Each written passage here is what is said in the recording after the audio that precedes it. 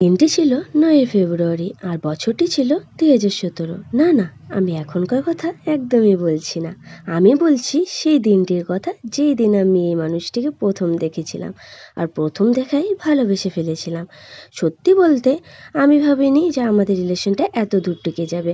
ওই যে ৮-১০টি রিলেশনের মতো, প্রথমে ভালো লাগলেও পরে আস্তে আস্তে আর ভালো লাগবে না। তবে আমাদের ভাবনাটাকে ভুল প্রমাণ করে আমি আজ তার গার্লফ্রেন্ড থেকে ওয়াইফের স্বীকৃতি পেলাম। আজ 2025 ৯ ফেব্রুয়ারি আমরা সেই দিনটিকে সেলিব্রেট করতে চলে গিয়েছিলাম সেবকের মায়ের ইচ্ছা কালী মন্দিরে। আমরা দুজনে মিলে একসঙ্গে এই মায়ের কাছে মানসিক করে গিয়েছিলাম সব সমস্যা পার করে, পরিবারকে সুন্দর করে রাজি করে আর ১০ জন মতো পালিয়ে না গিয়ে সুন্দর করে সামাজিকভাবে বিয়ে করব। ঠিক মা আমাদের কথা শুনে আমাদের স্বপ্নটি যেহেতু পূরণ মা আমাদের করলো। কথা রেখেছে, তাই মাকে দেওয়া কথা রাখতেই আমি আর বাবাই চলে গিয়েছিলাম সেদিন সেবকে কালী মন্দিরে পুজো দিতে। আমরা পুজো কমপ্লিট করে এ কাকুর দোকানে চাট খেয়ে দিনটাকে আরও সুন্দর করে তুললাম।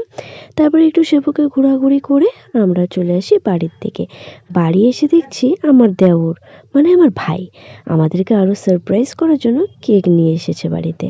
তারপরে আমি আর বাবা কেকটা কেটে নিলাম। কেকটা কেটে দুজনকে খাইয়ে দিয়ে দিনটাকে এমন করে সেলিব্রেট করলাম।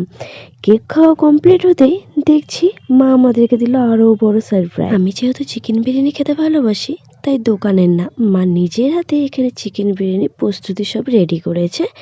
আমায় শুধু বলল, তুই নিজের হাতে এবার দমে বসা এটাকে, তুইও শিখে যাবি, সাথে সবাইকে বলতে পারবি তুই বানিয়েছিস। কিন্তু সত্যি বলতে সম্পূর্ণটা মাই করেছে। পুরো পরিবার পাশে নিয়ে আমার এই শেষ লাভ অ্যানিভার্সারিটা বেশ ভালোই কাটলো।